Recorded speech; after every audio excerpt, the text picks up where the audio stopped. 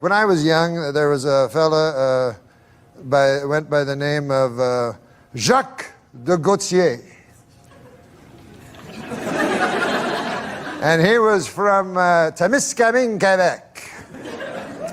And Jacques de Gautier, he was a fella that really thought. And he was smart, you know. He was our hope, I guess. And he was, while I was scrabbling to get out of high school, Jacques Zagatino had already... I think you just changed his last name.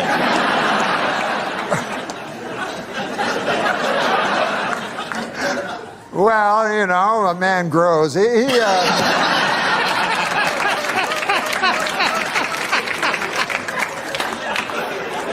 I really like, because on one of the episodes, it was really funny, we're loving it, and he finishes the story, and it ends with this terrible pun, the porpoise pun. Remember that? Mm-hmm.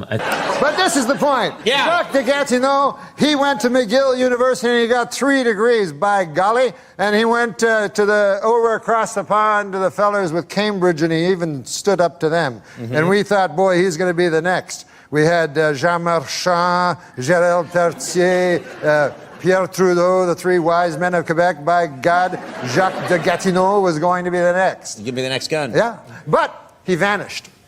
And I met him, I started to do stand-up and travel from here to there and to here again. And one time I was in Niagara Falls, and gosh, I went over to the Sea World there. You know how they have the Sea World? You know, with the different fish. You know. I didn't know that, but okay, yeah, yes. Beluga. The Sea World, I've been there many a time. Okay, so I was checking out the beluga whales and stuff, and I look over, and who do you think I see? I hope it's that guy. No, it was just an attendant, but he showed me to the place I wanted to see, which is where they feed the little baby dolphins, because I love dolphins, you know. And who do I see there but Jacques de Gatineau? And here he is, he's feeding the baby dolphins. And I go up to him and I go, Jacques de Gatineau, I feel shame for you. You were our hope. You were to go to Canada, Canada's nation's capital of Ottawa. And you were to be a great man, Jacques de Gatineau. And we were all, you know, we pinned all of Témiscamingue, Quebec, pinned our hopes on you. Now, that's a hell of a burden for a man to have a town's hope pinned on them, isn't it, Conan? It is a big burden. So he was feeding these baby dolphins, you know, and I said, I'm ashamed of you, Jacques de Gatineau. You could have done so many great things. And he said, well, I think I'm serving a youthful porpoise. Now, I believe that...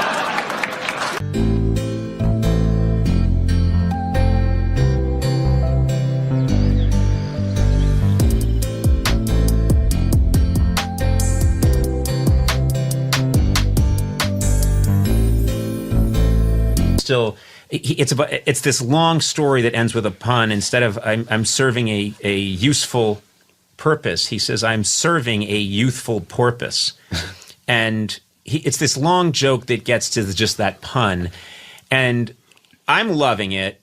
We're both loving it, but also we can't believe this is where the story has gone. Yeah. is to this pun.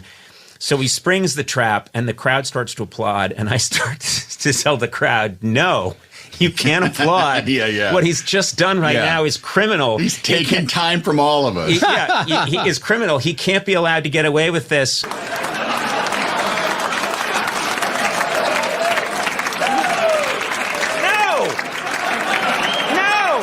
I knew that was going to happen. I knew that was going to happen. You don't encourage that. It's like... That was a 40-minute story. It's like somebody... Youthful porpoise? Youthful porpoise. Yes. Not porpoise. I don't know. Good God. I know. That was way out of line. No, that was way out of... Who are you to criticize Oscar Pistorius? And then, Andy, you say, what you just did, Norm, is you You stopped us on the street, took us for a 2-mile walk in the woods to show us a turd. And Norm is laughing so hard, I think he gets down on his knees and is like clapping. Somebody's saying, I got to show you something. They take on a 4-mile hike to show you a dog turd.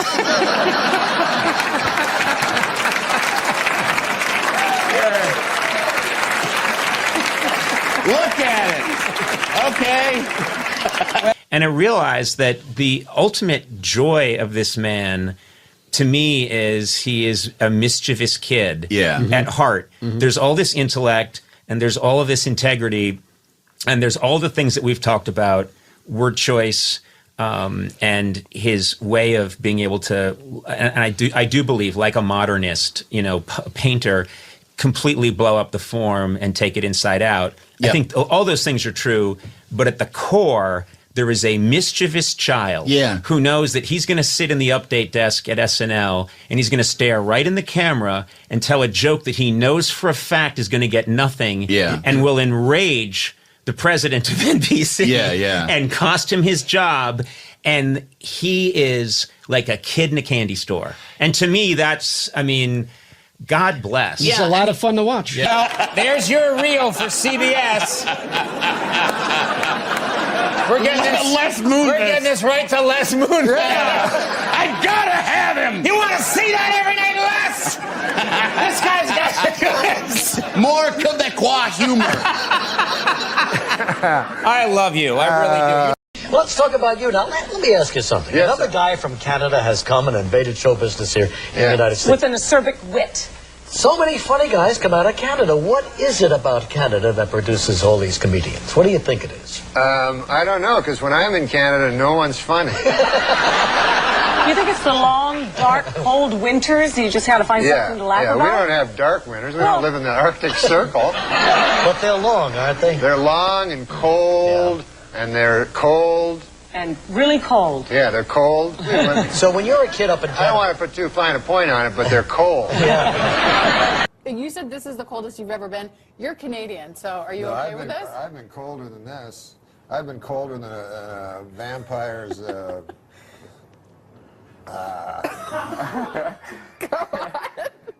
on. That's like an 8 a.m. joke. We can do it at 7:19. The stage is yours. Are you drunk? Because all you did was ride a cooler and you're sweating. I am. Well, it's hot it's hotter than a $2 pistol in here. Well, he's got like 12 layers on, I thought it was going to be really cold. Well, you're from Canada. This should be springtime for you. No, I know I'm from Canada, but I'm still a human being. Like it's not like we evolved differently. I'm from the frozen north. Yeah. Yeah, it gets colder than It gets colder than a... Oh, here it comes. Get your finger on the panic button. No, it gets colder than a vampire's demeanor. Okay, that's better. Wow. Surprisingly cerebral. Well, let me ask you something. Now, I knew you when you started here in L.A., but you're from Canada. Yeah. You started in Canada. I did some gigs in Canada, and it's a little different, isn't it? It's kind of rough there, because they got like a lot of people that like hate me. Oh, well, that could be a disadvantage. That's rough going in. But it was all like, you go to these crazy places like Medicine Hat or Red Deer. Yeah. Or I played one place, Head Smashed In, Buffalo Jump. It was a crazy place. Yeah. And you know how I got his name? It was a guy, in the old days, the buffalo used to run and open in the plains. It was beautiful, way back in the 70s. And they would run. And so the way they'd catch him is, Jay, they'd dig a hole with a shovel. Right. Dig a hole. Yeah, I got you. Yeah. And then they dig the hole with the shovel, and then the buffalo, they're dumb animals. They just run, and run and run and run, and then fall into the hole, right? So one time this Indian dude, a brave, he was digging the hole, and he didn't hear all the buffaloes were already running. And then all the buffaloes fell on his head and smashed it in. So then they called the town Head Smashed In Buffalo Jump. It's a very unwieldy name. Really unwieldy name. Yeah. And you played gigs there? I mean, what were the audiences like? They were horrible. Man, they hated my guts. Yeah. One time I kissed Relic. The Beachcombers? Yeah. Were you on a ferry or? No, that Indian guy from the show gave me some bad heroin. That's not true. No. You made that up. I didn't make that part up, but I did have a long kiss with Relic. For a show or just well, party? Yeah, no, I was supposed to be on the Beachcombers. Right, that would have been awesome with Jackson Davies too. Yeah, yeah. And turns out I was never going to be on the Beachcombers, and I was just going to be in Relic's hotel room. What, were you in Vancouver? Yeah, I was in Vancouver, and I'm like, this is going to be the greatest. I'm going to be, I was supposed to be like the new breed of the Beachcomber and everything. That's what Relic said. So this is a next generation Beachcomber thing? Exactly. Okay. Beachcomber, the next generation. Relic was supposed to be the executive producer, and he'd make occasional appearances. This is what he told me in his hotel room. Come on. This didn't happen. No, it didn't happen. Okay. I got to read this book. Sean. Hey, I should put that in the book. You should. I know there's a couple generations maybe between you two as comedians. Looking at. A couple? Watching Norm over the years and some of the characters, what's it like being alongside one of the best? Oh, it's great. I mean, I love Dirty Work, and I love Saturday Night Live. And then I worked with Norm. He was my boss, my first boss in Los Angeles. Yeah, Sean's awesome, man. Future of comedy. If you show this clip like 10, 20 years from now, you're going to go, who's that old guy talking about, who the hell is Relic? Oh, I love that I'll story. be like Relic, and he'll be like me, like 20 years. When you look at this in the fall. In Canada, it's different. Like here in the States, you vote for the president, maybe you vote for the wrong guy, a war happens. Right. In Canada, it's not like that. You go, like, what's the big thing? Should they make that bridge? Right, something? that's the biggest. Yeah, so it doesn't really matter. So it's, It's too much we're pressure. very inconsequential, Canada. Yeah. Last time I performed here at the Just for Laughs Gala was 25 years ago, and I did so well, they invited me back. So that was nice.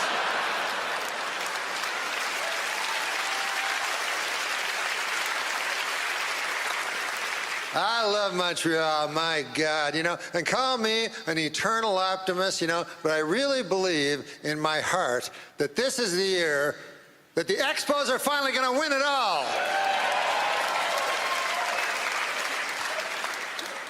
Montreal, famous for a lot of things, one of them being the greatest strip clubs in all of the world. Yeah. Last night, are you aware of Club Super Sex? Yeah, so last night I went to Club Super Sex. I chose the soup. Big mistake.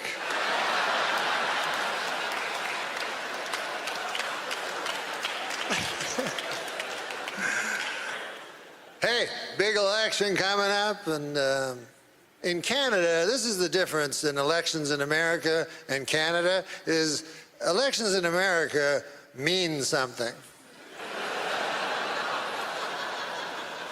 You vote for the wrong motherfucker, the world blows up.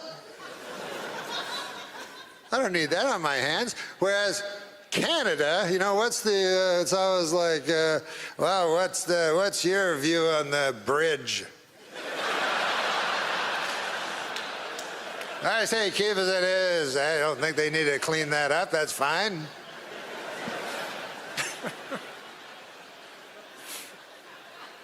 It was easy when I was young to vote because it was simply, you just didn't vote for the French guy. It couldn't have been an easier choice. As a matter of fact, I almost feel like coming back this fall just as an homage to my late father and not vote for Trudeau. My dad did not like Trudeau. Trudeau was my hero, though. I loved him, And since I've come back, I've been watching the news and everything. I've been seeing Justin, And I thought, by God, this Justin kid, he must be brilliant because his father was was Pierre Elliott Trudeau. But then I forgot, he's got a mother. So that's kind of evens everything out. You know, what's also different in American and Canadian elections? In America, you get to vote for the President of the United States, and in Canada, you vote for some motherfucker who lived down the street. In your riding.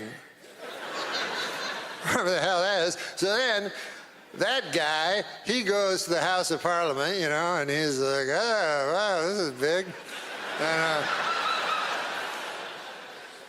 And then the speaker's like, all right, well, what are we going to talk about? Anybody want to bring an issue? And then your guy's like, yeah, I just, our bridge ain't looking too good. The speaker's like, what the fuck are you talking about? I go, no, I'll sit down. Sorry about that, I was at a party with a friend and I noticed you first, and you returned my gaze, knew how to quench my thirst. You took me to that room like a dream come true. The dance you performed was just for me and you. Kisses on the neck, then you work your way down. Let yourself go for me all around town. Seductively stood before me, but it feels so good. Thank you and good evening. I'm Norm Macdonald, and I could not be more excited to be here. You know, when I was asked to host the Canadian Screen Awards, I called my good friend Chris Rock, and I said to him, I've got some great news, Chris. I'm going to Canada. And he said, I've got some great news, too. I'm hosting the Oscars. What are you doing in Canada? And I said, you know, visiting some family, friends. The usual.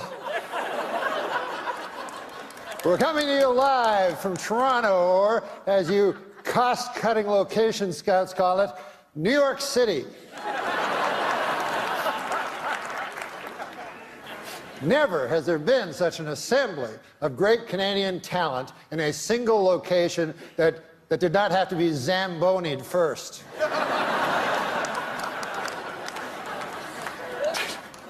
Tonight, the CSAs are being seen in over 50 countries. Isn't that exciting? Oh, wait, I'm sorry. Don't, wait. I misread that. 50 counties. And a couple of regional municipalities. We are here to celebrate nominees for their wonderful work in Canadian cinema and television, which is a lot like celebrating the Northern Lights. You probably haven't seen them, but you've heard they're amazing.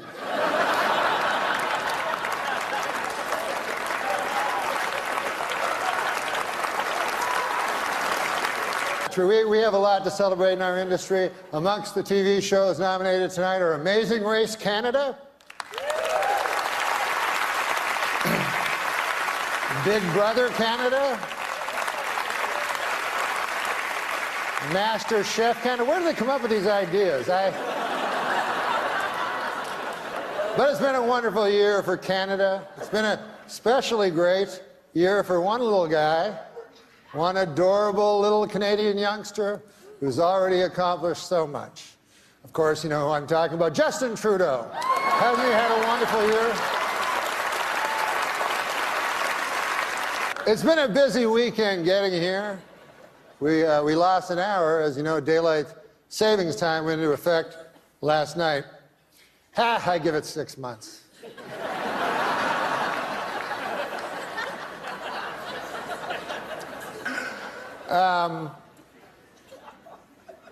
Well, we're going to start the show, but I was... It hasn't started yet, you didn't know. I saw a wild look of alarm cross your eyes.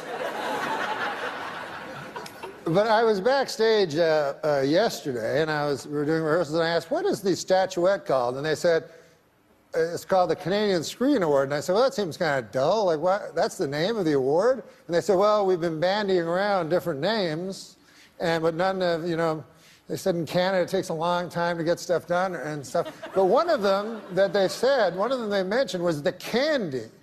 And I think John Candy, I mean, who doesn't love John Candy?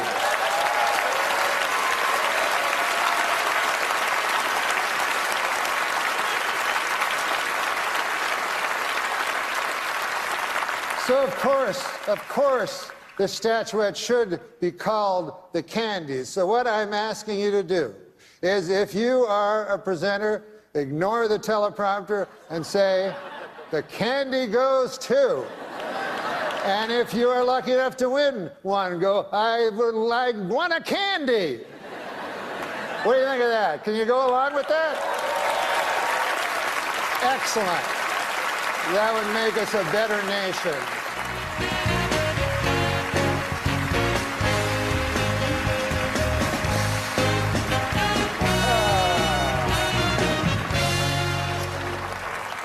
I am not here to upbraid. However, I think I made it quite clear that these awards should be referred to as the Candies. A 9-year-old child knew. Are you so burdened with this preposterous technology?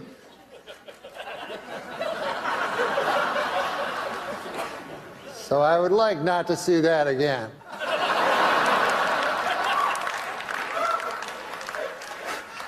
You know, backstage I was thinking how different things are since I moved to the United States. You know, now I'm in the United States. One thing I've noticed about films, I don't like foreign films anymore. You know?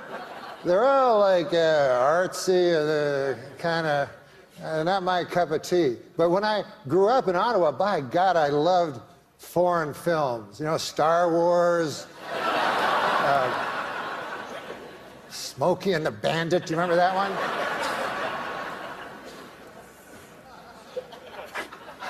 Here to present our next award, the Candy. And this will be the end of my upbraiding, I hope. George St. Kitts and the Candy Band. Who can take a sunrise? Come on, guys. Sprinkle it, but they can't. Well, whatever. Well, our next presenters are political people. And it made me think, because I was just told Cape Breton Island, I don't know if you know this, but they are offering sanctuary to anyone that lives in America after Trump is elected president by a landslide. And I agree with this in principle, but why Cape Breton Island? I mean, can't I just flee to Toronto? Do I have to leave the fucking planet? I mean,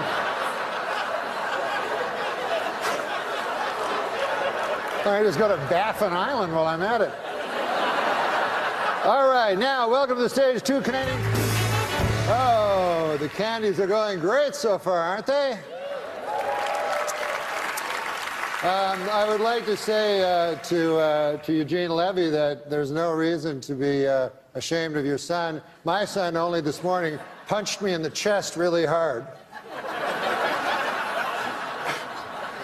Listen, I have some good news. I just found out that all of you here tonight will be getting a swag bag. Yeah. Just like the Oscars. I haven't seen one yet, but why don't we take a look and see what you're getting? I'm going to call Megan, our golden girl, out. Megan, our golden girl? Hi, Megan. Come on out here. Ah, you brought the swag bag. Yes, can you hold it open? And then I'll take things out of the swag bag. What do we have here? A loose pancake.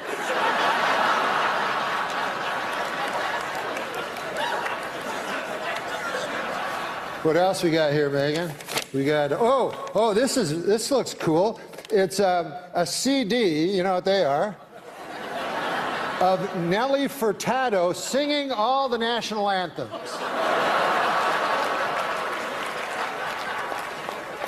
Torn from today's headlines. See what else we have. We have this. Ah, yes, this. This is a bottle of Eau de John Cherry Cologne. It's for the gentleman in the audience. Now, what else do we have? Hopefully something a little funnier than the last one. Here. We have a 30-minute massage from producer Robert Lantos.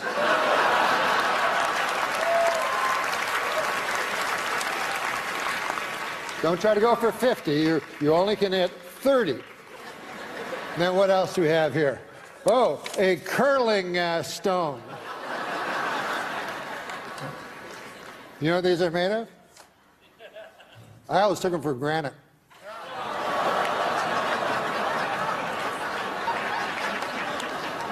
Last time I take a joke from Martin Short. All right. Megan, just do some house cleaning here. Having a hand for Megan, our Golden Globe. Natural mistake. All right. Listen, guys. For some reason, I've been told to stretch. So,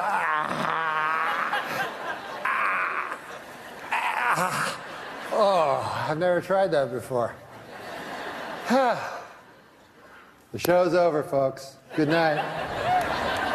But for the first candies, respect, peace. We were to have Norm Macdonald, but he is What? No, he's actually on. What? Norm? What, Dennis? You're a freaking genius. Can I tell you that plane ride you were on and that Twitter jag, I followed it for like 5 hours. God, that was funny, man. Oh, well, when I was tweeting? Yeah, it was killing me, Norm. I was watching some games or something, and I had the Twitter on, and I just kept following your tweets, and I could see you trapped on the plane going through the sleeve on the front of the seat in front of you and pulling everything out. Hey, look at this porta-kiln in the airport store and stuff like that. I was running out of stuff. I was running out of stuff. Now, Norm is... so much stuff on a plane, but listen, man, I know you tweet because I follow you. Yeah. I started tweeting like a few weeks ago. Yeah. And these are the 3 people I follow. Who's that? At Sarah Silverman, Mm-hmm. at Dennis DMZ, Right. and at Steve Martin to go. Yeah, Steve Martin's killing me. You guys are funny, man. Thank you, Norm. Just a young kid with a dream. What are you working so hard for? Norm's going to host High Stakes Poker on the Game Show Network. And I hope to get on this show. I want to go on and do the sports show with Norm Macdonald because I know Norm knows his sports. And who's funnier than Norm? Nobody. That's on Comedy Central starting April 12th. What are you working so hard for, Storm and Norman? You just experiencing a rebirth? Comedy Central, one of those specials. I know. You got your first hour special. It premieres Saturday, March 26th at 11:30 p.m., 10:30 Central on Comedy Central, right after the rebroadcast of the Donald Trump roast. And like I said, you're usually an easy rider, man. Why? What are you, just in a midlife crisis, or why are you working so hard here? What? I'm just saying, some guys think I gotta start hustling it, and you're 3 projects in the space of a week. What's up? Now listen, Dennis. Have you heard about this Huckleberry Finn thing? I heard something about they wanted to take the N-word out, right? Yeah, anyways, I wanted to bring it up before I forgot, and then we'll get on to my my project. All right. Do you have any observation on it, any tweak on it, or just the cognizance of the fact that they want to No, well, I feel it's a thorny issue. Mm-hmm. No, that wasn't the whole thing. No. I thought you were going to go like, well, how so, or something. Tell us more, Norm. Why don't you I feel it's a thorny issue. Yeah, I'll tell me you why. too. Why, Norm? Well, you got Mark Twain, and you're talking about,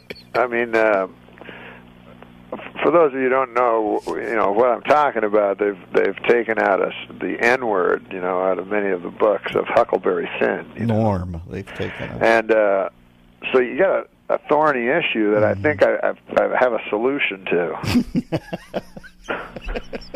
Do you want to hear it? Oh, man. Never anything more. Well, the thorny issue is this. Yeah. You don't want to take, Mark Twain, one of the greatest writer ever to brush paper with ink, you know, and changes words, for God's sake. On the other side of the coin, you don't want to have a young African American boy in school, you know, hearing that word out loud and causing him pain. So it's a thorny issue. But I figure it this way: you've read Huckleberry Finn. You are so splendidly demented. Yeah, I've read it. I've read it. You know it's written in the first person by Huckleberry Finn. Yes, I do. And you know it includes the N-word. Yes. Therefore, you just change Huckleberry Finn to a black kid. And everything's... It's like a rap song at that point, right? Exactly. Everything's cool.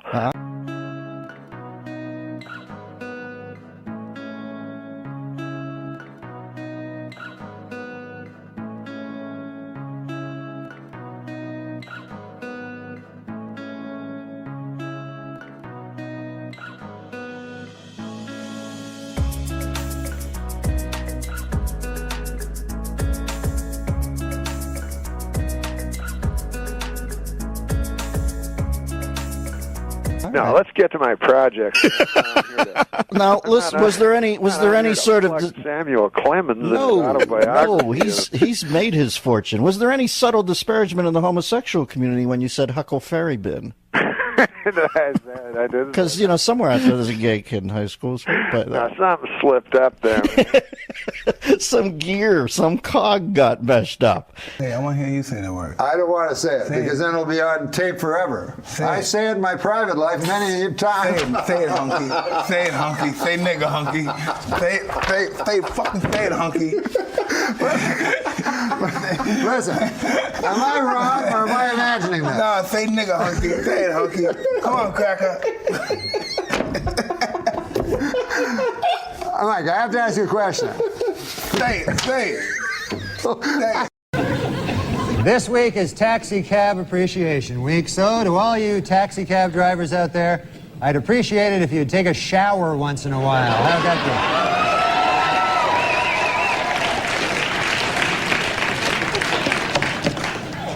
go? PLO leader Yasser Arafat announced this week that his wife is pregnant. The happy couple said they really don't care if the child is a boy or a girl, just as long as it hates Jews. The United Paramount Network's new show Star Trek Voyager finished in first place Monday night with a 14.7 rating.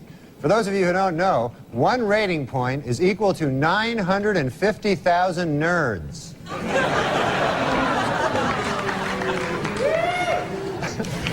Well, there's good news this week from strife-torn Ireland, where a historic peace agreement has just been signed. Gee, I wonder if anyone will celebrate by drinking.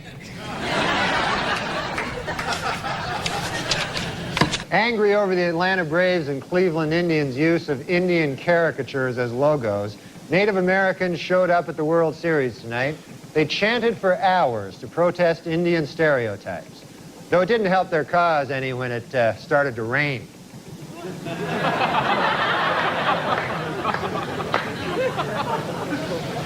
In Nashua, New Hampshire this week, a high school student, Chris Connolly, while attempting to dunk a basketball, lost his balance, crashed down on the rim, and shattered 2 front teeth. Gee, I wonder if by some crazy chance Chris is white.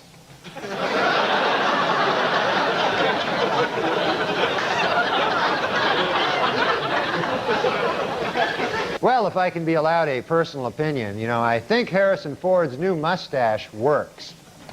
And by works, I mean looks really gay.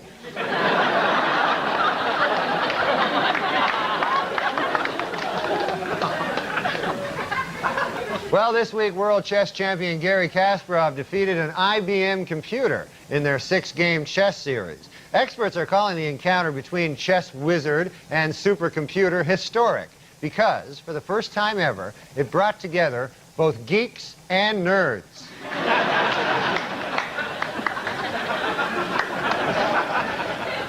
In honor of this year's Academy Awards, Carnival Airlines is offering anyone named Oscar a free flight to or from Los Angeles. The airline had tried a similar promotion in the past for the Tony Awards, but according to airline spokesmen, they found that their planes were packed with too many, quote, greasy Italians.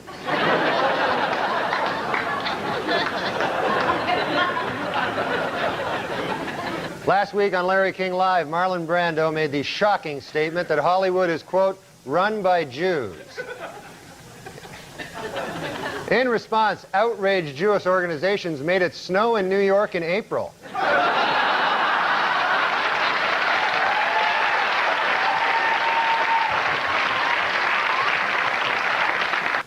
In overseas news, an attempt to lift the ban on gays serving in the British Armed Forces has been defeated in Parliament. This raises a difficult legal question. How do you exactly tell if a British guy is gay?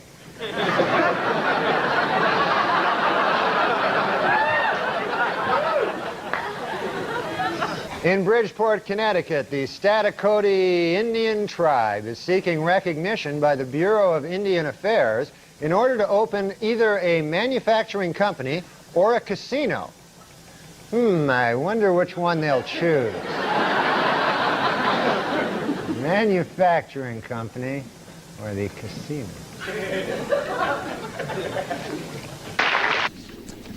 Potential jurors for the O.J. Simpson case were asked to fill out a 75-page jury questionnaire this week. In the entire state of California, only one person got a perfect score. Chow Ming Wu, who after the trial plans to attend Caltech. In Michigan, State Historical Commission officials say they will not interfere with the building of a new major sports stadium, even if construction unearths historical artifacts. However, state Indian Affairs officials say that if relics from a Native American tribe are found, they would like to have the land set aside and designated as a sacred tribal burial ground / giant casino.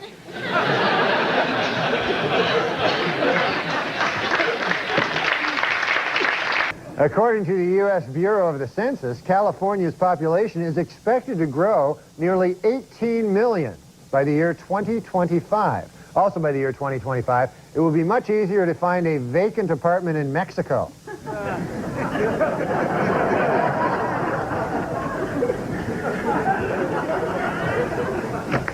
According to a new survey by the Women's Vote Project, women would be more likely to vote if they could send in ballots by mail or if polls were open longer.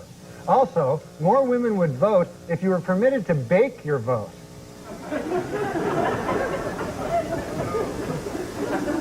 They like to bake. Finally, in Milwaukee, Wisconsin, a man allowed his 8-year-old daughter to take the wheel of his car, and an accident ensued that damaged 7 other cars and injured 6 people, which once again proves my theory: women can't drive.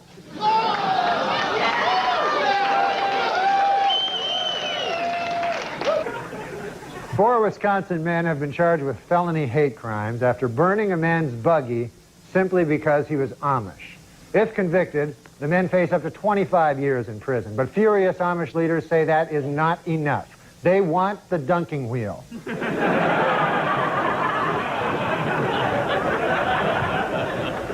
On Wednesday, NASA launched the Space Shuttle Columbia on its 87th voyage. This trip by the shuttle will feature the first spacewalk ever by a Japanese astronaut who will get to take in the unique perspective of Earth from space. Gee, I wonder if there's any chance he'll take a picture.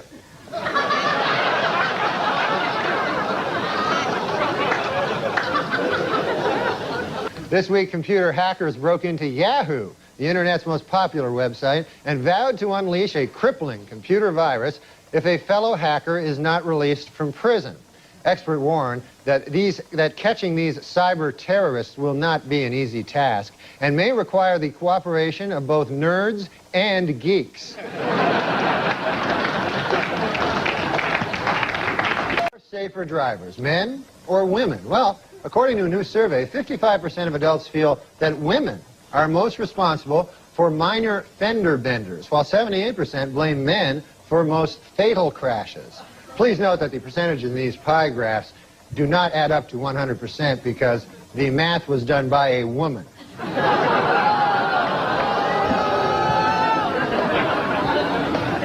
For those of you hissing at that joke, it should be noted that that joke was written by a woman. So now you don't know what the hell to do. No, I'm just kidding. We don't hire women. I'm thankful for women. Oh, there you go. Greatest creatures on earth. That's all right. We'll get behind that one. I think women are more intelligent than men. Also, Conan, without women, there would be no cookies. How many Polish guys does it take to screw in a light bulb? The question cannot be answered because Polish people are so fucking stupid that no matter how many of them are available, none of them would ever be able to complete that simple task. This is a meta joke. Have you aware of these meta jokes?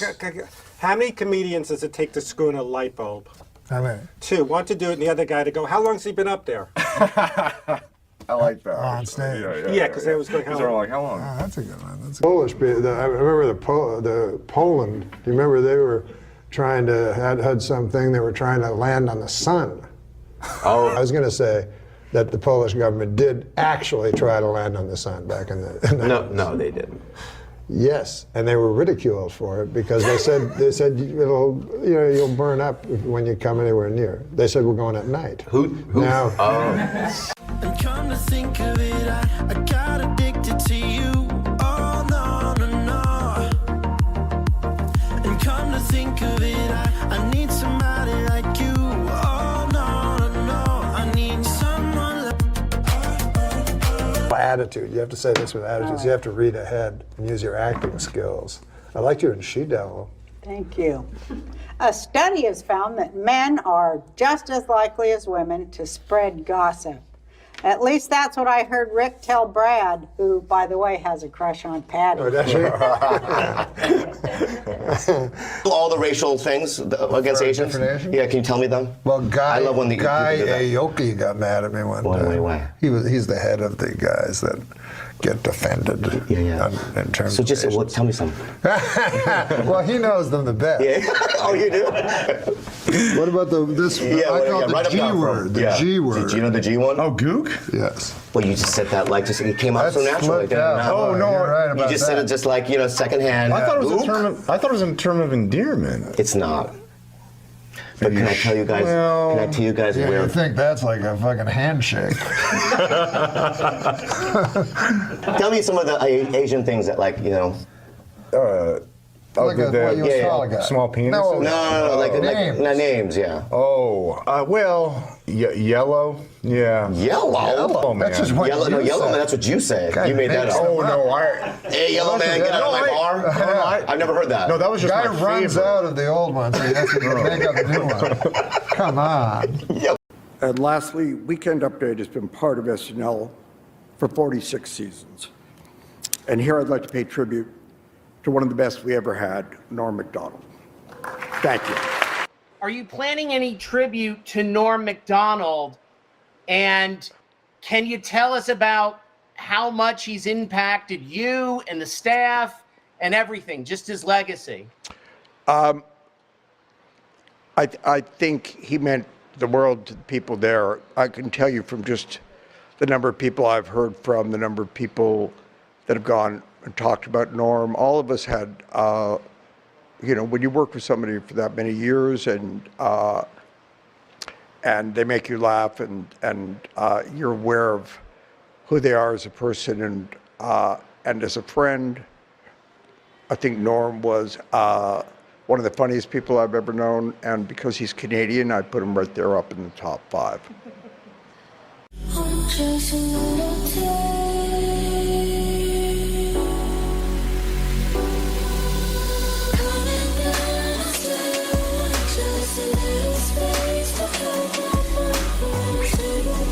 Say this is an award for late night comedy. No one was funnier in the last 20 years than Norm Macdonald on late night comedy. So if you have any time in the next week, do what I did and just spend time YouTubing clips of Norm and Conan, because it just doesn't get better than that. Thanks so much. I'm impressed with clean comics. Me too. Way more impressed than anyone that's superior as a dirty. It's Seems like a crush a lot of times. I like dirty ones too. I like It's a real meeting of the mind. I swam not naked, but in underpants with Roseanne in Hawaii. We got shit-faced at the best bar That's great. in Honolulu, Was she Arnold's fat then? Tiki Bar. She's never been that Asked for fat. Dawn as the bartender at Arnold's Tiki Bar. Me and Roseanne got fucked up. We walked to the beach. Right. We just shredded down to our underwear. Did you make a move? No, Yeah, of but course I'm not. fucking in love with that woman. She's a That- great. She's she cool is as hell. So fucking I've funny. met her before. She's cool as hell. Yes. And her and Norm Macdonald were friends because he wrote on her show. And Norm was like, Norm goes, hey, what are you going to? And she's like, eh. And after 10 minutes, I was listening to them talk. And after like about 10 minutes, it became this noise. Just a solid bar. I can hear it. But Roseanne is so funny. She's like naturally funny. You said you'd rather play Frogger than have sex. Oh yeah, well you have to know Frogger, you know, it's a game. It's an arcade game where a little frog has to go across the river. Yeah. And they have like little logs that he has to, and sometimes the log's a crocodile and tries to eat him. You're like totally into that? Yeah, I like a lot of things better than sex. I don't care for sex that much. See, that's the thing with me too, because I'm totally bored. I don't have any. What's the matter? Yeah. It hasn't like gotten better over the centuries, you know? It's always the same thing. It's very, like I had sex when I was young, man, and then I had it for a while, and then I realized it's kind of always the same thing, you know? There's only a few things you can do. You can go like this and then over, you know what I mean? You go, I'll do this for a while and then... Do you think that we're being drugged by the government to lose interest in sex? Oh, no, I just think it's a thing that, like, you know, when people go, hey, you know, that guy's he's good in bed, you know? And to me, like, how hard is it? You know? It's not like if you're good in badminton or something, you know, that's a hard thing, badminton. You gotta, and Frogger, you know? But sex, you can figure it out in like 10 minutes, you know? Yeah, and like goats do it and stuff. You know, like goats and pigs and stuff all do it, so Right. how special can it be? Exactly. Show me a goat that can get past the third level of Frogger. That's right, Norm. That's right. The writers write it, and then you say it. So then, if it's not funny, the audience hates you. You know. Right. That's exactly why you have to be so mean to writers. Right. Like the But audience. they go like this. The audience is going to watch the Roseanne show and go, "Oh, that dirty Bruce Rasmussen. He's not funny at all." Right? They don't get that. Yeah. The writers don't get that. It's your ass out there. They go like, no, it is funny. I'd be like, I don't think it's funny. Yeah. Well, I wrote it and I say it's funny. Well, then you go out there and say it.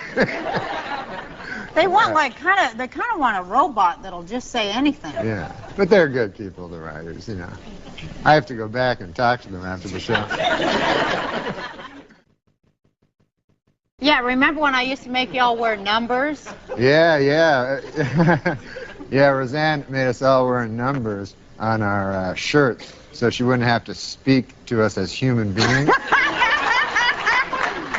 So, you know, she'd say, hey, just number 9. And actually, we have some writers on this show that worked at Roseanne, your show. Yeah, so. We have 3 and 8. Are they any good? I remember those guys. Are they any good now? Oh, yeah, they're great. They're great. So. Yeah. I know that the guy that used to write the, what do you call it, in Hustler magazine.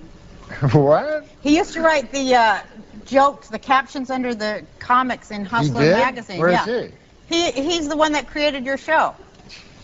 He is? He's the most talented. Yeah, he's the most talented of all of them. He also did Drew Carey. He's the most talented number I ever had on that show. Yeah. And I wish him the best. Yeah, and he's Bruce Halford. Yeah, 3. Yeah, he started out at Hustler magazine. Yeah, I didn't know that. Those things were hysterical. He never told me that. You mean like the really dirty the cartoons with the blood and everything? Yeah. Yeah, and then they have those captions. They were funny. Yeah, they're hilarious. That one time I had a psychiatrist. Yeah. Like, and because they told me I should go see a psychiatrist. I didn't want to go see one or anything like that. But so I go to see this dude, a psychiatrist, and I'm talking to the guy, and I couldn't think of any problems or anything that I had. You know, I was just like, guy I'm working with is kind of a troublemaker, you know, and the boss is always. So I'm just like, nothing to say, and the guy's like sitting there, you know. So then I go to the guy twice, right? And then I'm reading the paper. The guy kills himself. Really? Yeah, he killed himself. And then I was reading his horrible life, like he was on all these drugs, and he was one of those guys that like to hang themselves there to have sex, and all this weird stuff. Anyway. Oh, my God! Yeah. And then I just kept thinking, good God, like the last week of his life, he was listening to my boring problems, you know? He's all troubled, and I'm going, anyways, the guy, you know, I don't think he respects me, my boss, you know? That's kind of, did like that, how deeply did that frighten you? When you read it in the paper that he killed himself. Yeah, I don't like hearing about guys killing themselves. That's really scary, isn't it? Yeah. Especially a psychiatrist, you figure they got it all going on in their head, right? Yeah. And then, like, when you find out they're crazier than you. Yeah. I don't like that. Because I don't like those psychiatrists, too. I'm always afraid, like, that, you know, they get you under their spell there. Yeah, and then, they do. And then you don't have anybody else. You only trust the guy. Yeah. And then, of course, first thing he does has sex with you. That's right. Yeah, the first, it's like a cult. It's a horrifying cult, I think. Same with hypnotists. Like, I always think if a hypnotist is going to hypnotize you, yeah, he should say right before, I promise I will not have sex with you, you know, while you're under. Because, you know, I want to give up smoking, but at the same time. I brought some pizza. Oh, boy. Oh, I love this pizza. Yeah, pizza. Dairy pizza. Oh, my God, look it. It's kosher pizza. It's so good, too. Because you're Jewish. That's right. I just want to be able to eat pepperoni that's made out of veal or something. I love that. You'll go to hell. What, if I eat pepperoni with pork? Yeah, because you're Jewish. Will that make me go to hell? Yeah, isn't that the whole idea? Go to hell? No, I'm Christian. I can eat any kind of pizza and not go to hell.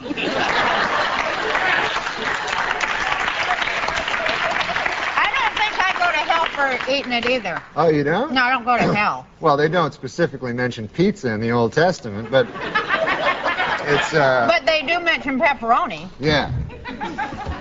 This pizza but here. It doesn't say you'll go to hell. It just says, you never know where, you know. You might want to avoid this piece. Actually has hooves on it. You want to eat that?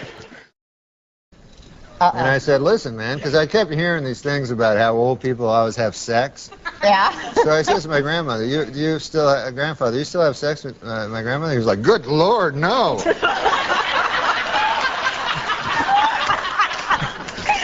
And then he was explaining it to me. He was like, because in his own head, he thinks he's like a young dude. Yeah. You know? And so he says, like, when you get old, it's not like all of a sudden your taste change where you go, hey, that wrinkly old lady looks good. He told you that? Yeah. Wow. He said that people still look good when they're in their 20s to, like, real old guys? Yeah. Because he said whenever he looked in the mirror, he was always shocked because he thought he was like a doughboy back in the First World War. You know? He thought he was a handsome dude. And even if he did know he was ugly, he still was not attracted to the old bags. J.K. Rowling is a Christian, and J.K. Rowling famously said that if you're familiar with the scriptures, you could easily guess the ending of her book. Huh?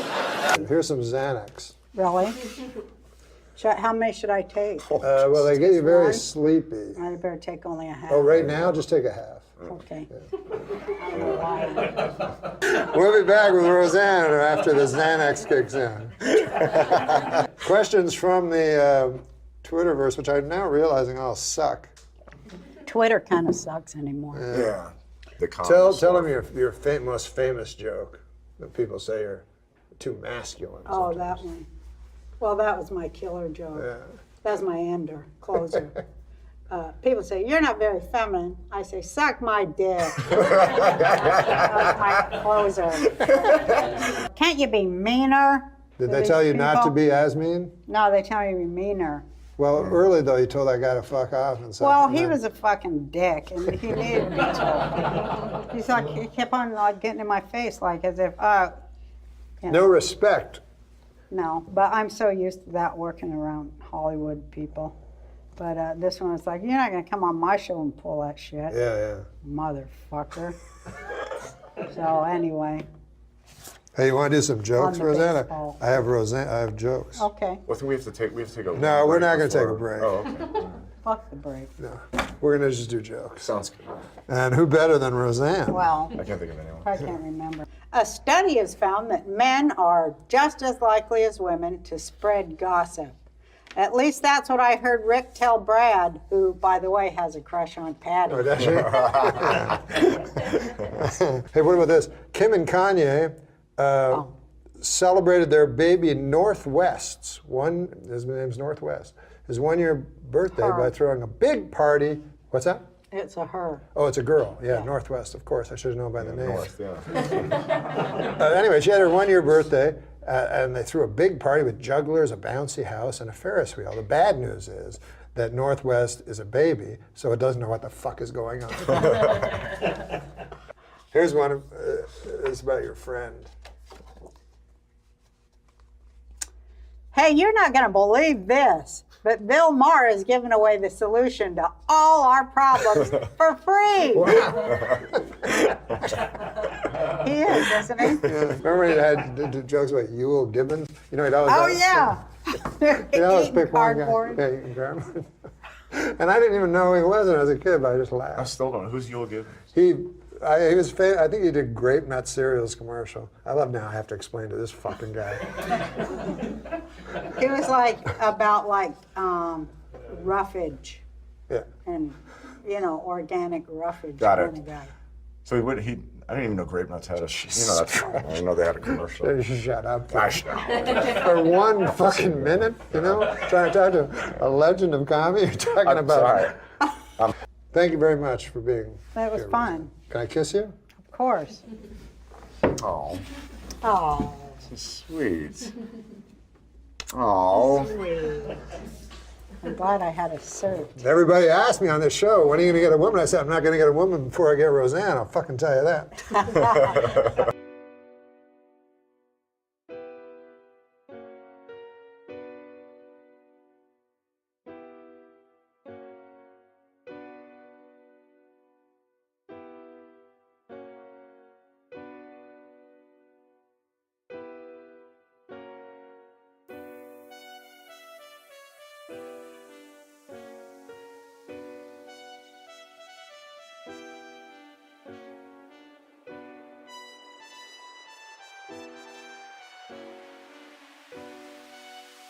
Guess we're not in LA.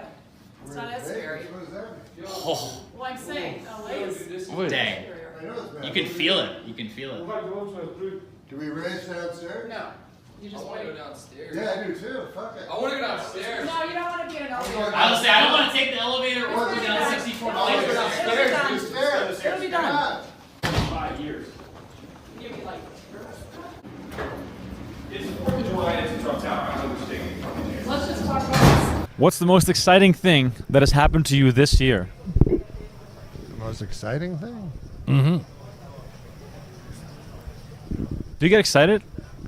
No, I don't remember anything exciting happening to me. I mean, that earthquake was something else, wasn't it? Yeah. The fault line. Reminded you of that that Giants World Series. That's right. Know the end of day, nobody's gonna change. You won't ever leave. On my mind again, I'm still not tired of it. Can make you want me. And I might act okay, say things will stay the same. Say I'm all I need. As the old refrain goes, people who need people are the luckiest people in the world. And then there's Andy Rooney. I'd like to take a moment to talk to you about people. People are everywhere nowadays. It seems like you can't go anywhere without bumping into some people. People follow you when you're shopping, they ask you for directions, and sometimes they ask you what time it is. People never know what time it is. They have to ask you. There are over 4 billion people in the world. That's a lot of people. And I suppose most people like each other all right, but I don't. I don't like people, and I never have. I guess that makes me bad. Advertisers are always using people to help sell their products. Here's something called cornflakes. It's got a picture of some people on the box. I guess we're supposed to think, well, these people like cornflakes. I guess I will too. But I don't think that. I don't like people, and I don't like pictures of people either. There's even a magazine now about people. It's called People Magazine. This issue has a picture of some fellow's head on it. Bet that's a good article. Here's a box of letters from different people. Seems there's nothing people enjoy more than writing me letters. Here's one from Washington. This one's from Ohio. Here's one from North Dakota. This one's from Paris, Texas. Now, I don't know where Paris, Texas is, but I do know this. I'm getting pretty tired of cities in Texas naming themselves after cities in France. Here's one from Chicago. This one's from Iowa. Here's one from Iowa, too. This one's from Montana. Here's one from some place called Kansas City. Here's one from Wisconsin. This one's from Arizona.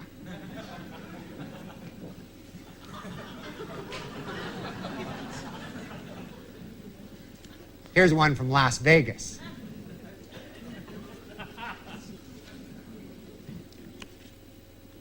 Here's one from Virginia. Oh, and here's another one from West Virginia.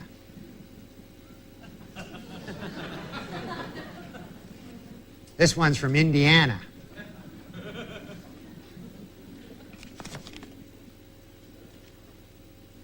I don't know where this one's from, but it's yellow and it has a big stamp on it.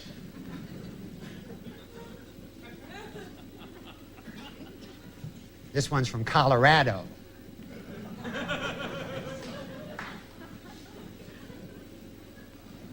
Here's one from Michigan. I receive about 100 of these letters every single day. I never open them. I don't like opening them. I set fire to them. Then I pour water on the box of burning letters to put out the fire. Then I take the whole mess and I dump it out my window on the people below.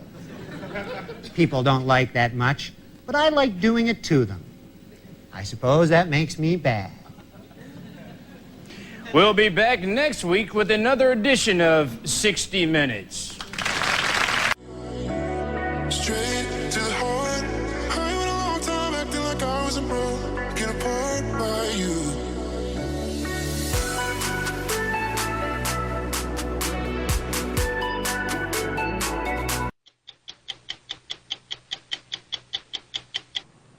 And now, a few minutes with Andy. I have quite a few bad habits, which I'm not going to talk about now because I only have a few minutes. But swearing and using dirty words is not one of my vices. I don't use foul language, and I don't like to hear anyone else use it either. It doesn't make me a wonderful person, but I like this about myself, or I wouldn't be telling you about it. You don't hear dirty words on broadcast television very often, except on cable and satellite, because 30 years ago, the Federal Communications Commission banned their use in broadcasting. It was the right thing to do, but I know what words I think are okay to use and which ones are not, and I don't need the FCC to tell me what they are. Later this year, the Supreme Court will be deciding whether some broadcasters should be fined by the FCC for the brief use of those dirty words. They call them fleeting expletives. No one has ever explained what harm dirty words do, but it's like bad manners. I mean, life is a bootstrap operation, and dirty words may not be much, but they diminish the quality of all our lives by just a little bit. I think If the Federal Communications Commission left broadcasters alone, there would be very little profanity on the air because most people just don't want it. And if listeners don't want it, broadcasters wouldn't give it to them. I was in the Army for 4 years. I know all the four-letter words. I just don't want to be reminded of them on broadcasts. But I don't want a lot of government agencies trying to regulate what I can say or hear on the air either. Language is one of the best tools ever invented for anything, and English is by far the best language. We should be careful using it, though, so I'll damn well decide for myself what I can say and what I can't say. I'm Scott Pelley. We'll be back next Sunday with another edition of 60 Minutes. This weekend, veteran news anchorman David Brinkley apologized to Bill Clinton for an election night commentary in which he called the president, quote, boring and uncreative. Admitted Brinkley, there was certainly nothing uncreative about the way you moved Vince Foster's body. The president's a murderer. You didn't know that? The mysterious Indonesian accused of illegally raising millions for the Democratic Party. Earlier this week, Secret Service logs showed that Mr. Wong had visited the Clinton White House more than 60 times. But on Friday, administration spokesman revealed that there are actually 2 John Wongs. Furthermore, they stressed that the John Wong who visited the White House is a different man. He isn't the fundraiser. He's the guy who killed Vince Foster. Rejecting conspiracy theories that President Clinton killed Vince Foster, a report out this week from independent counsel Kenneth Starr has officially concluded that Vince Foster took his own life. Among other things, the report cites evidence that Foster was deeply depressed in the days leading up to his death. Although the report does concede, Foster was deeply depressed because President Clinton was trying to murder him.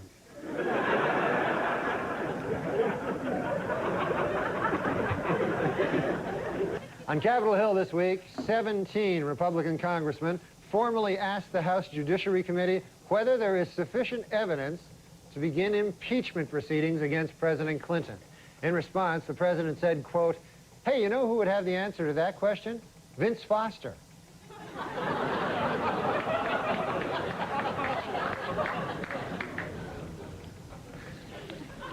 Okay, Norm, you're Canadian. Yes, I am. So what do you think of this whole presidential mess? Well, I hope that the Democrats don't steal the election from the winner, you know, but who knows? You like George Bush, don't you? I love George Bush, man. He's a good man, decent, you know, none of this. Yeah, he's, you know, he's not a liar, a crook, murderer, or anything like that, so it'd be good to get the...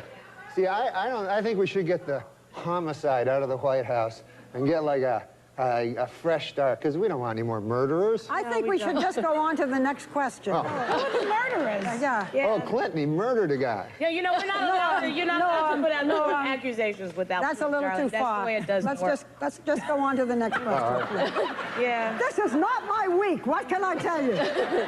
Oh, it's not mine either, and I'm being very nice, okay? Be a good boy.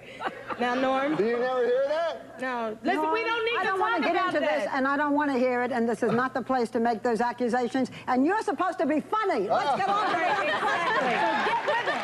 There you go.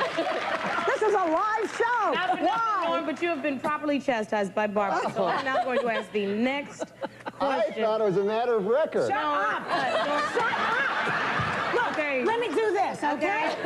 I'll tell you what's a matter of record. You will not be invited back if you don't shut up. All right, now.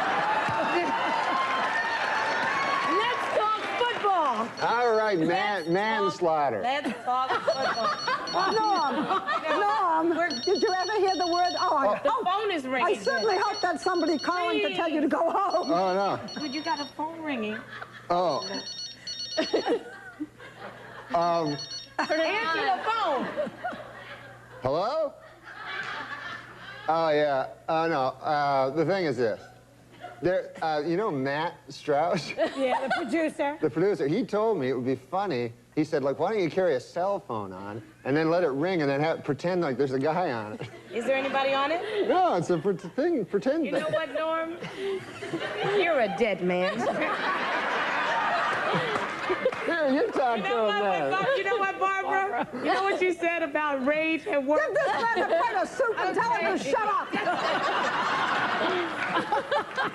Norm, all right then. Let's see. Norm. What? Okay, listen, Norm, listen. Not only have you annoyed us, but I've read that you have actually annoyed one of your idols. Who is that? Oh, the great Bill Cosby. Yeah, what'd you do? Oh my God, I love that guy. He's my hero, you know, just like you. Maybe Bill Clinton would be your hero. I love.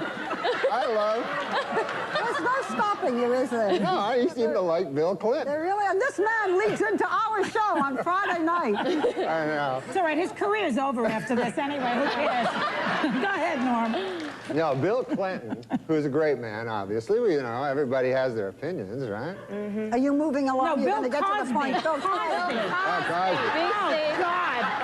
Cosby. What's in that coffee? What are you drinking in there? Now, Bill Cosby is a great man, first of all. There has never been any accusations toward Bill Cosby about any... Will you just tell us what you did with Bill Cosby? Oh, I met him. I opened for him at a club, and he was a great man, you know. He's my hero of all time. You know how funny Bill Cosby is, Yeah, right? so I'll get to the point. I'm going past menopause. Make the point. Let's go. Not everything has a point. we are learning that, okay? All right, Norm, you want to finish the story, or shall I ask you the next thing? Well, the Bill Cosby thing is this. Dear God. I met Bill Cosby. We're all fans of Bill Cosby, right, Barbara? Yeah. What? Yes. Why don't we talk about the millionaire? Oh, yeah, you know what? Tonight, Norm and I... please. I like Bill Cosby.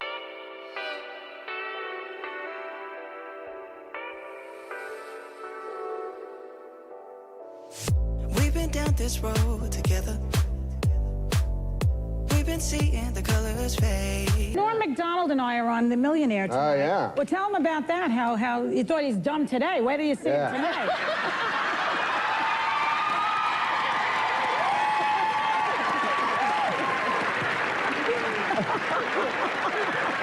Come on, Norm. Tell him, Norm. People always told me Hollywood was like incredibly liberal and biased, and I thought it was untrue. But You want to talk about the millionaire? Yes, I do. You have 10 seconds tell to him talk what about you the want. millionaire. Don't tell him what Don't tell him what I want? No. Oh. You're not allowed to tell anything like that. Well, what are you trying to ask him then? I don't know. Okay. He doesn't answer anything anyway. All right. Okay, so he's on The Millionaire tonight, and he's on Friday nights, and on Monday, his taxes will be audited. So he's on Friday nights at 9. He's on The Millionaire at 9. You can play along at home on enhanced TV. You are a number. I have never met anything like you. We will be right back.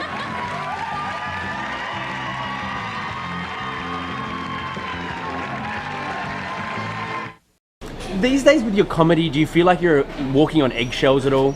Do you feel more like nervous about stuff you tweet and stuff you say just because of the climate we're in and everything that's happened? Yeah, like we're gonna go do stand-up right now. It's mostly trying out new stuff. You don't have the freedom to just talk and free associate, and then carve it back from there. Because usually the process would be you go way over the line, Yeah. and then you bring it, and then people go, "We hate you," and then Yeah. you take away all the parts where they hate you, and then you're left with the stuff that's not, that's on the line but not over it. Is your starting point a little bit more sort of tamer these days? Oh yeah. It's very calculated and thought out. And Does that hurt your act though? yeah, it's way less funny. Is that right? Other than it being not as funny, it's wonderful. It doesn't hurt anyone's feelings anymore, but virtually no one laughs. So it's a trade-off. But so that's really hurt your career in terms of the fact that you're an eggshell comedian. And I don't think like... I'm an egg, is that a new term? I just made it up just now. Shouldn't comedy be some sort of sacred place where you're allowed to say whatever's kind of on your mind, and like if it's funny then it's okay? It used to be, like Jerry Seinfeld always says, the audience will let you know. Yeah. You know, when it's gone too far, because they're a cross, you know, representation of the population. Yeah. But now it's not enough to get, you know, 99%. You have to get 100%. You know, most of the audience wants to be funny. Doesn't care about anything but that. They just want to escape. Yeah. But a tiny a group of people ruin it for everyone. And that's who you cater your performance to these days? I cater my performance to a tiny group of people. That's sad. That hate me.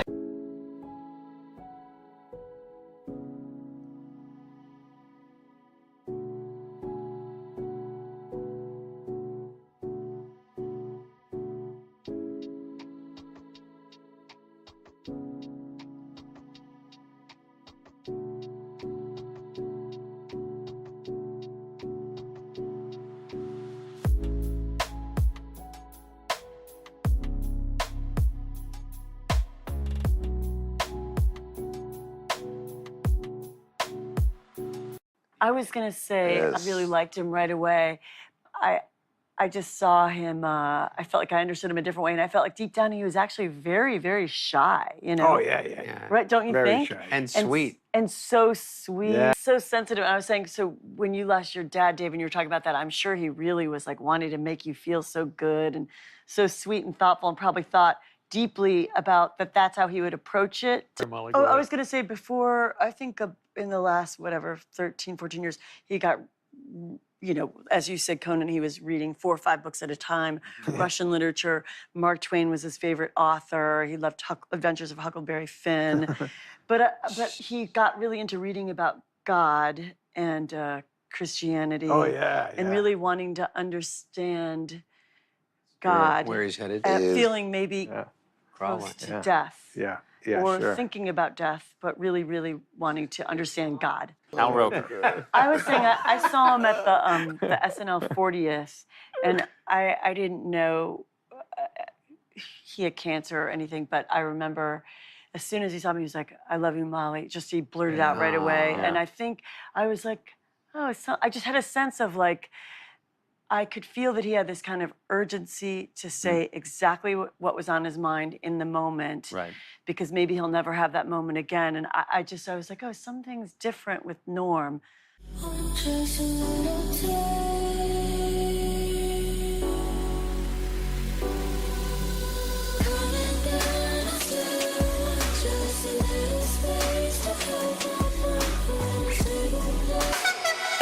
Nah, nice to see you there, Courtney. I'm tired. You're tired. Oh, Courtney, Jesus. Come on there. Help me, Norm. Come on, yeah, I'm trying. Norm, help me. I'm trying to help you out, Courtney. Help me. Get off of me! No, okay. Get off of Okay, me. I will, Courtney. All right. All right, wow. Yeah. You know who did Jackie Gleason? Brad Garrett. Brad Garrett played Jackie Gleason. How did that happen? A super tall guy, but he did it. He was great. Jackie Gleason, the tall years or something. I don't know. I shined up your bowling shoes for you, too. Are you comfy, sweetums? Oh, and by the way... Aha! Aha! By the way, huh? All right, what's by the way? I just saw Brad yesterday. Brad, you were just inducted into the Television Hall of Fame of the National Association for Broadcasting. Broadcasters Hall of Fame. Brad Garrett seemed like a long shot. I remember like him because he's so crazy tall. You'd see him at the Improv and you go, how could he be cast in anything? Well, he wasn't, you know, we wrote the show based on my life, so it was based on my brother in real life, who really was a cop, a New York City cop, but he was like 5'10", and he had this kind of bitterness, but he, nothing like Brad brought into it. This is Robert, Ray's brother. Ray's brother? Listen, Deborah, once again, it's that time of year where I have to ask you to look deep into your hearts and pockets to pledge your continued support for those of us who risk our lives for you. Yeah, sure, Robert. How much? Let me finish. Your $20 pledge enables us to upgrade our equipment, fund our community outreach program, and provide our canine division with crunchy treats. Thank you. No, Brad, they were casting, you know, I was in New York and they would keep telling me who they think is up for it, and then they said, we found a good choice for the brother, Brad Garrett. And I said, because all I knew him was from Star Search. And he won. He won the first year of Star Search. So I knew of him, and I knew he was this giant... impressionist. Yeah. I said, what? From Hollywood, it's the world's greatest talent competition. It's Star Search with your host, Ed McMahon.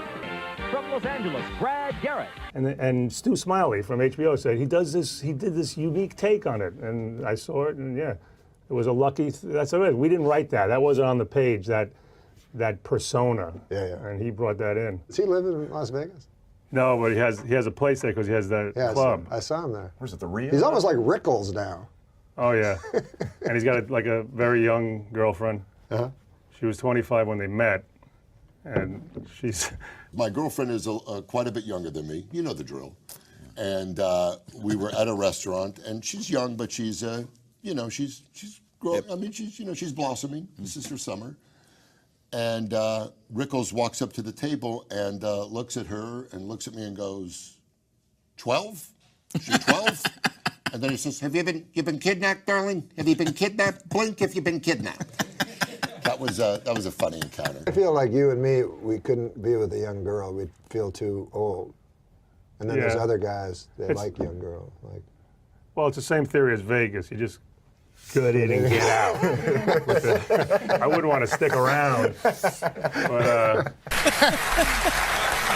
But there's a passing resemblance, no question. Yeah. So anyway, when you're in Las Vegas. Las Vegas, the oddest slogan I've ever heard.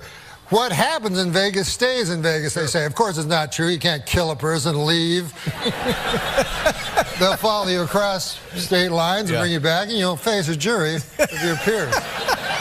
So I said, what does that mean? What does it mean? Like, what are they getting at, you know? I started ruminating about it. I whittled. I started whittling. Oh, you whittle? Yeah, when I ruminate, I whittle. Whittle and ruminate. Yeah. Hand in hand. And I said, what does that actually mean? What happens in Vegas stays in Vegas? And it came to me in a sudden. What it means is you can have sex with a prostitute in Las Vegas and she will not tell your wife. They're very discreet in Vegas. They're not like these gossipy small town whores. You know.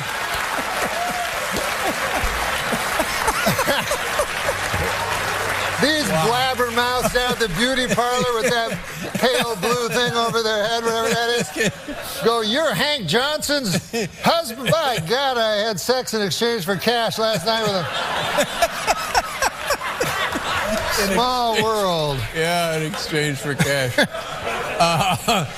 Now, Norm. I know it's time to close my eyes to old ends, open up to new friends, leave my heart in Berlin, where the tables turning, seeking up a new vibe, running streets at midnight, cities never sleeping. I am in Berlin, Berlin.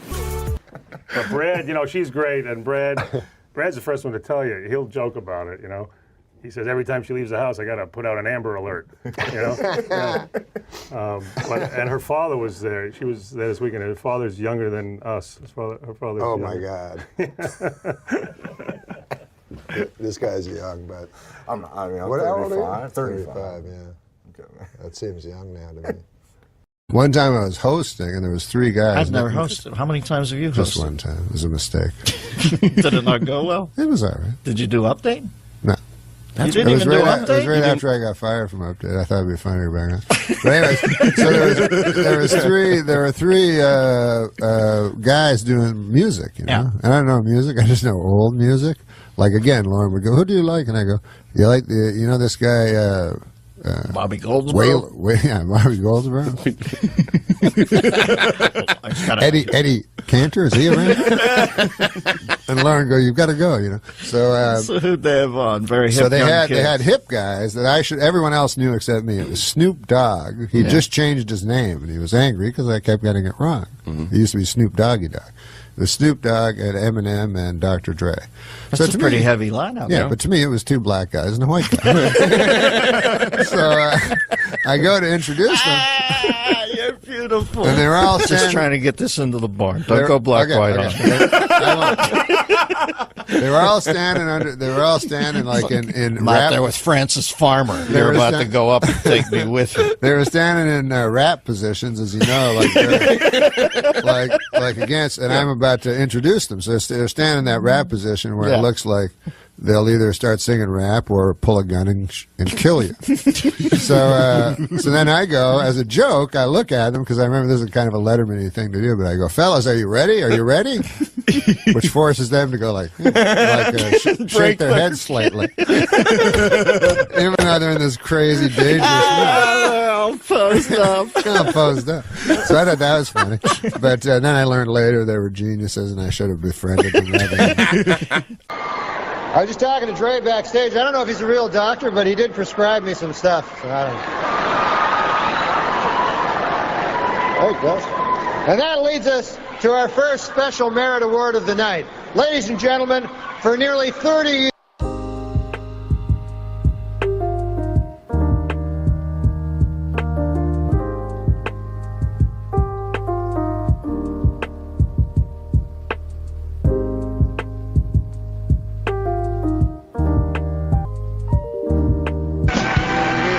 Okay, folks, before we continue, I have an announcement from the management. Would the owner of a Glock 9 with the inscription, "Too Puffy with Love," please pick up your gun?